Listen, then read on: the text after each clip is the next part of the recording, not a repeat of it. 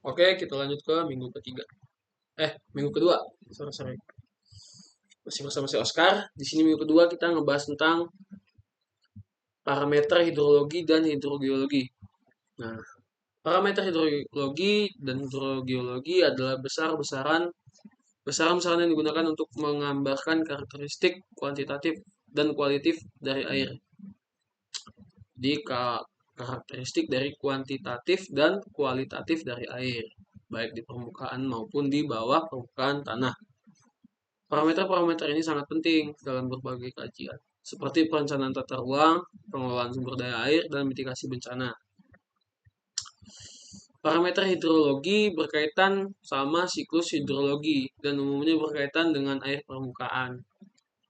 Jadi ada beberapa parameternya seperti curah hujan, evapotranspirasi, infiltrasi, runoff, dan debit sungai. Dari curah hujan ini bisa jumlah air yang jatuh ke permukaan bumi dalam waktu tertentu, misalnya gitu. Kalau dari evapotranspirasi itu proses kehilangan air dari permukaan bumi dari apa namanya lewat penguapan atau eh, tanaman yang menyerap.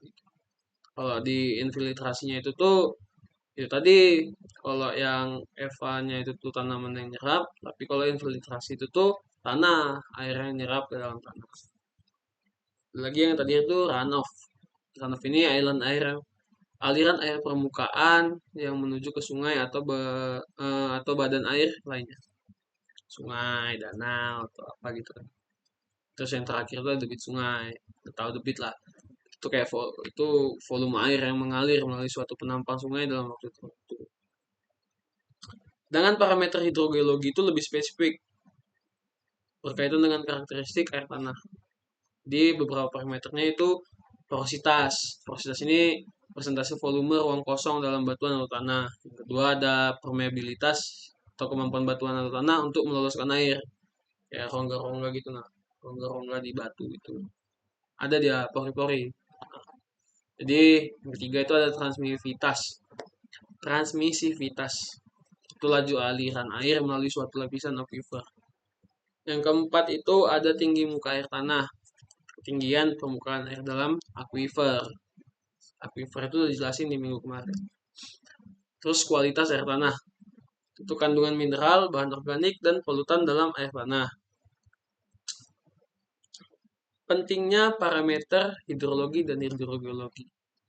Itu sangat penting karena untuk evaluasi potensi sumber daya air, kita bisa tahu ketersediaan air baik di permukaan maupun di bawah permukaan.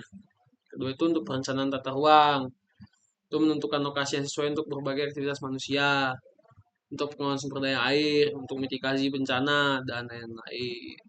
Penerapannya itu bisa untuk pembangunan bendungan, lokasi sumur bor, penentuannya, terus untuk dampak pencemar, evaluasi dampak pencemaran.